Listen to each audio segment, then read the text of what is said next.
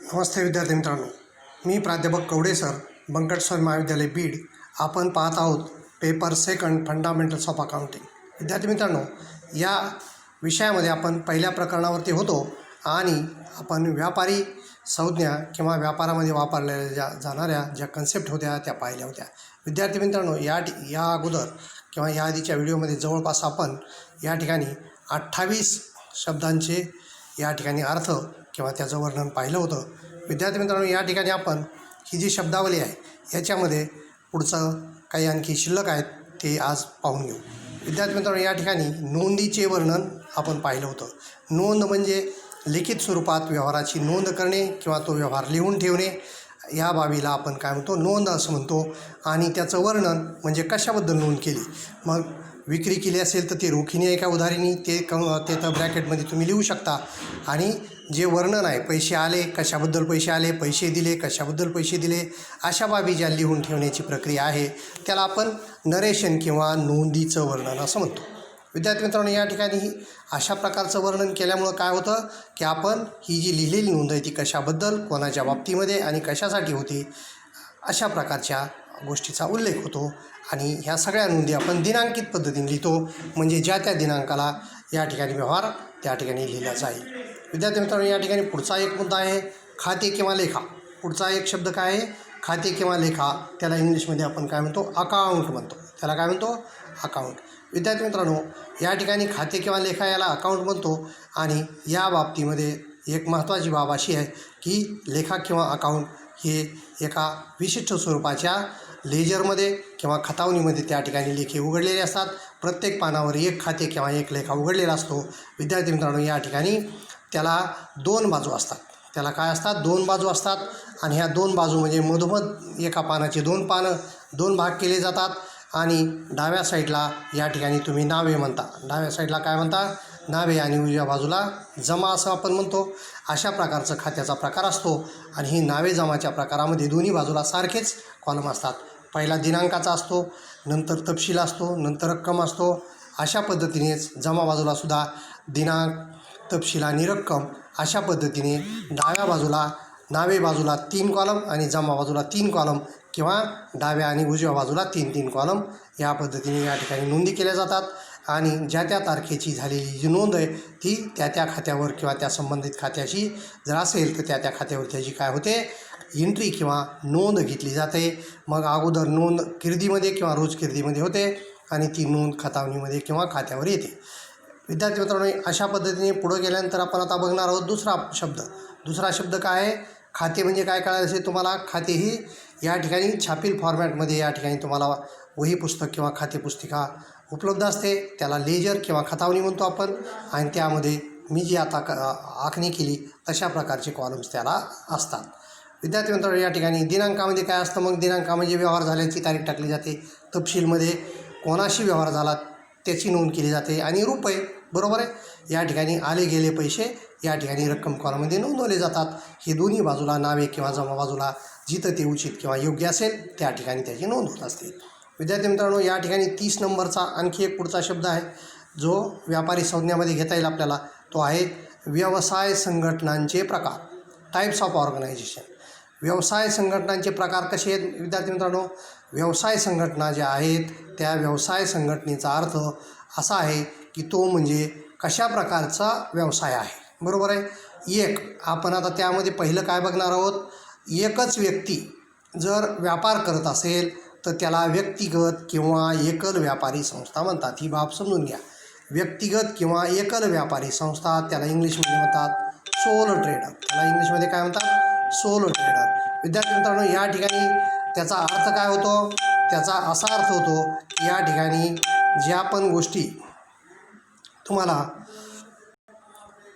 व्यापारामध्ये वापरायच्या आहेत किंवा व्यापार करीत असणारी व्यक्ती जर एकच असेल, तो कुठल्याही स्वरूपाचा किंवा कोणत्याही वस्तूचा व्यापार करत असो किंवा सेवा करत असो, तर त्याचं स्वतःचा जे एकट्याचं दुकान किंवा एकाच मालकाचं जर व्यापार असेल तर त्याला एकल व्यापारी संस्था किंवा व्यक्तिगत संस्था असं म्हणतात. इंग्लिशमध्ये त्याला काय म्हणायचे, मग सोल ट्रेडर.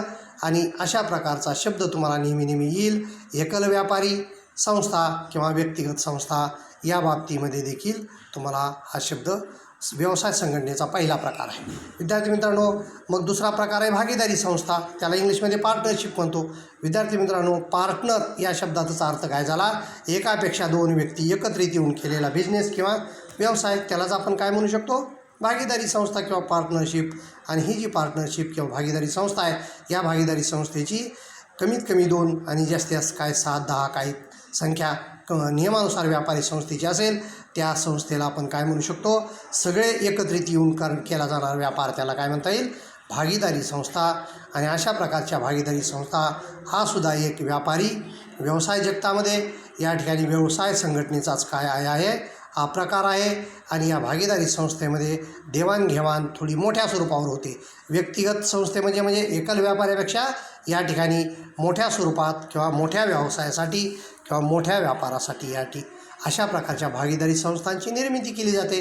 विद्यार्थी मित्रांनो, ज्यावेळेस आपल्याला प्रचंड प्रमाणावर किंवा मध्यम स्वरूपाचे किंवा या ठिकाणी मोठ्या स्वरूपाचे व्यवसाय करायचे आहेत किंवा उत्पादन करायचं आहे, अशा ठिकाणी मग मात्र हे भागीदारी संस्थाचं परिवर्तन नंतर कशामध्ये होतं? हे लोक भागीदारी संस्थेचं परिवर्तन नंतर खाजगी कंपनीमध्ये करतात आणि अनेक व्यक्ती किंवा मोजक्या मोठ्या व्यक्ती एकत्रित येतात. प्रचंड असं भांडवल त्याला उपलब्ध करावं लागतं आणि कोट्यावधी रुपयाचं भांडवल जर तुम्ही जमा करू शकत असाल तर तशा प्रकारे मग तुम्ही काय करता? भागीदारी संस्थेच्या ऐवजी खाजगी कंपनी स्थापन आपण करू शकतो. आणि सगळ्यांचाच उद्देश काय? नफा कमवणे आहे. एकल व्यापारी किंवा व्यक्तिगत संस्था जी होती त्याचाही उद्देश असा आहे की पैशात वाढ किंवा भांडवलामध्ये वाढ करणे, पैसा कमावणे. भागीदारी संस्थेचाही तोच उद्देश आहे की जास्तीत जास्त नफा मिळवणे आणि आपल्या हिश्श्याला प्रत्येकाला जास्तीत जास्त रक्कम यावी. याच्यासाठी तुम्ही काय करता? एकट्या माणसाला होत नाही म्हणून एकापेक्षा जास्त व्यक्ती एकत्रित येऊन भागीदारी संस्थेची स्थापना करतात आणि त्यामधून नफा कमवतात. नंतर पुढचा प्रकार आहे भागीदारी संस्थेपेक्षा आणखी मोठा व्यवसाय किंवा मोठा व्यापार करायचा असेल तर तुम्हाला काय करावं लागेल? मग तुम्हाला त्या ठिकाणी खाजगी कंपनीची स्थापना करावं लागेल. आणि ही जी खाजगी कंपनी आहे त्याच्यामध्ये तुम्ही प्रोप्रायटर किंवा मालक म्हणून एकापेक्षा अनेक व्यक्तीचा समूह एकत्रित येऊन संचालक मंडळ निर्माण करणे, सभासद तयार करणे आणि सर्वांना भाग किंवा शेअर्स विकून भांडवल उभारणी करणे किंवा वित्त पुरवठा करून घेणे, अशा प्रकारचे उद्दिष्ट ठेवलेली कंपनी जी असेल त्या कंपनीला आपण खाजगी कंपनी म्हणू शकतो. विद्यार्थी मित्रांनो, त्याच्यापेक्षा मोठा व्यापार जर पाहिजे असेल तुम्हाला तर त्या ठिकाणी तुम्हाला काय करता येईल? मग संयुक्त भांडवल प्रमंडळ. काय? संयुक्त भांडवल प्रमंडळ म्हणजे जॉईंट स्टॉक कंपनी, जी भांडवल बाजारातून मोठ्या स्वरूपात भांडवल उभारणी करून मोठी कंपनी निर्माण होईल आणि त्यामध्ये कोट्यावधी अब्जावधी रुपयाचं भांडवल आणि त्याच्यावरचा व्यापार किंवा उत्पादन करून त्यामध्ये बिझनेस किंवा व्यापार केला जाईल आणि त्यामध्ये करोडो रुपयाचा नफा मिळवण्याचा उद्दिष्ट जर तुमचं मोठं असेल तर खाजगी कंपनीच्या पुढं जाऊन संयुक्त भांडवल प्रमंडळ किंवा एकापेक्षा अनेक कंपन्या एकत्रित येऊन केलेला जो व्यापार आहे त्याला आपण संयुक्त किंवा जॉईंट स्टॉक कंपनी असं म्हणतो. त्याचं कारण जॉईंट स्टॉक कंपनीमध्ये काय असतं विद्यार्थी मित्रांनो? जॉईंट स्टॉक कंपनीमध्ये एक होल्डिंग कंपनी किंवा मुख्य कंपनी एक असते आणि त्या आणखी 3-4 कंपन्या एकत्रित येतात किंवा 2-3 कंपन्या त्याला अटॅच काम करतात आणि ह्या मुख्य कंपनीचं वर्चस्व दुसऱ्या बाकीच्या 3-4 कंपन्यांवर असतं. अशा प्रकारच्या एकत्रित पणे चालवलं जाणारं जे संयुक्त किंवा जॉईंट व्यापार आहे किंवा व्यवसाय आहे किंवा कंपन्या आहेत, या सर्व कंपन्यांना एकत्रितरित्या संयुक्त भांडवल प्रमंडळ असं म्हटलं जातं. आणि या सगळ्याचा नफा भांडवल विभिन्न वेगवेगळ्या पद्धतीने हिशोब त्याचे ठेवले जातात. मात्र होल्डिंग किंवा सूत्रधारी कंपनी जी असते ती सूत्रधारी कंपनी याच्यावर काय करत असते? होल्ड करत असते. विद्यार्थी मित्रांनो, पुढे जाऊन आणखी एक व्यापाराचा प्रकार दाखवला, तो म्हणजे आहे सहकारी संस्था. तो कोणता आहे? सहकारी संस्था. या सहकारी संस्था हा एक वेगळ्या प्रकारचा बिझनेस आहे, परंतु या ठिकाणी सहकार या शब्दामध्ये फार नफा न कमवता जास्तीत जास्त समाजातील लोकांना सेवा देण्याच्या उद्देशातून या अशा प्रकारच्या संस्था उभ्या केल्या जातात. आणि ह्या संस्था उभ्या करत असताना विद्यार्थी मित्रांनो, महत्त्वाची बाब काय पाळली जाते? ती म्हणजे सर्व सभासदांना किंवा त्या सहकारी संस्थेमध्ये जे लोक येतात ते सहकाराच्या तत्त्वावर किंवा एकमेकांना सहाय्य करून सर्वांचा उद्धार करण्याच्या हेतूने किंवा त्यालाच आपण काय म्हणतो सर्वांचा विकास किंवा उद्धार करण्याच्या हेतूने एकत्रितपणे येऊन गावातील किंवा शहरातील अनेक व्यक्तींचा समूह या ठिकाणी एकत्रित येतो आणि सहकारी संस्थेची निर्मिती करतो. आणि सहकार्याचा अर्थ सहकार्यातून या ठिकाणी कार्य करणे. सहकार्यातून कार्य करणे म्हणजे सर्वांचं समान भांडवल किंवा विशिष्ट प्रकारचा छोटा छोटा आर्थिक हिस्सा म्हणजे 100-50 रुपये अशा प्रकारची छोटी वर्गणी करून सर्व जनतेकडून 1000-500 लोकांकडून काय करणे, मग त्याचं सभासदत्व नोंदवून घेणे आणि तेवढ्याच पैशासाठी काय करणे, मग सहकारी संस्थेची नोंदणी करणे, सहकारी संस्थेचं खातं बँकेत उघडणे आणि जर गरज पडली तर त्या भांडवली स्वरूपाचा पैसा जो लागेल की उलाढाल करण्यासाठी त्यासाठी मग कर्जपुरवठा बँक करेल आणि उर्वरित कार्य सर्व शासन या ठिकाणी तशा संस्थेला मदत करेल. परंतु याचा हेतू या सहकारी संस्थेचा काय असला पाहिजे, सेवा म्हणजे आपल्या परिसरातील व्यक्तींची सेवा करणे आणि सर्वांची सुविधा आणि या ठिकाणी जनकल्याणार्थ किंवा जनहितार्थ या ठिकाणी काही फायद्याचे कामं करता येतील का किंवा आपल्या परिसरातील लोकांना या ठिकाणी विकासामध्ये आणलं जाईल. आणि अशा प्रकारच्या संस्था निर्माण करण्यासाठी सहकारी संस्थेच्या कायद्यानुसार काय केलं जातं, मग कोऑपरेटिव्ह सोसायटी किंवा सहकारी संस्थेची निर्मिती केली जाते. त्यामध्ये आपल्या परिसरामध्ये असलेल्या कच्च्या मालासाठी तुम्हाला या ठिकाणी ऊस उत्पादन जर आपल्या भागात असेल तर आपण सहकारी साखर कारखाने टाकतो. दूध असेल तर दुग्ध व्यवसाय करणाऱ्या या ठिकाणी विविध प्रकारच्या सहकारी संस्था निर्माण करतो. शेतमालासाठी असेल तर शेतमालासाठी देखील आपण कुठल्याही प्रकारच्या सहकारी संस्थांची निर्मिती करू शकतो, ज्या आपल्या परिसरामध्ये कच्चा माल, फळं वगैरे अशा प्रकारची साठवणूक करणे किंवा या ठिकाणी कांद्याच्या चाळी, वेगवेगळ्या प्रकारचा माल साठवणे, पुन्हा विक्री करणे अशा प्रकारच्या विविध सहकारी संस्थांची निर्मिती करून विद्यार्थी मित्रांनो आपल्या परिसरातील शेतकरी किंवा या भागातील नागरिकांना विशिष्ट प्रकारच्या सुविधा देण्याचा हेतू त्यामधून असू शकतो. आणि या सहकारी संस्थांमध्ये विद्यार्थी मित्रांनो वाचनालय, पोहण्याचे क्लब, क्रीडांगण किंवा खेळाचे साहित्य साधनं, तालीम अशा प्रकारचे व्यायाम प्रकारामध्ये देखील विद्यार्थी मित्रांनो विशिष्ट असे सहकारी संस्थांची निर्मिती केली जाऊ शकते आणि त्यालाच आपण कोऑपरेटिव्ह सोसायटी किंवा म्हणतो. आणि सर्वांचा हेतू काय असतो त्यामध्ये, मग सर्वांचा हेतू असतो सेवा करणे. सर्वांचा हेतू यामध्ये काय असतो, सेवा करणे. विद्यार्थी मित्रांनो या ठिकाणी ही जी सेवाभावी संस्था आहेत, या सर्व सेवाभावी संस्थांमध्ये वेगवेगळ्या प्रकारचे कार्य करण्यासाठी किंवा एकच कार्यासाठी एक सेवाभावी संस्था काढली जाते. फक्त साखर उत्पादन करण्यासाठी म्हणजे ऊस या ठिकाणी आपल्या शेतकऱ्यांचा किंवा परिसरातील शेतकऱ्यांना जागेवर त्यांना या ठिकाणी किंवा आपल्या परिसरामध्येच तो माल विकता यावा म्हणून साखर कारखान्याची निर्मिती होते. आपल्या गावातील उत्पादन होणारं जे दूध आहे या दुधाचा उपयोग जवळच्या जवळ आणि कमी वेळेमध्ये त्याला विकून पैसा मिळवता येईल अशा ठिकाणी दूध उत्पादक सहकारी संस्थांची निर्मिती केली जाते.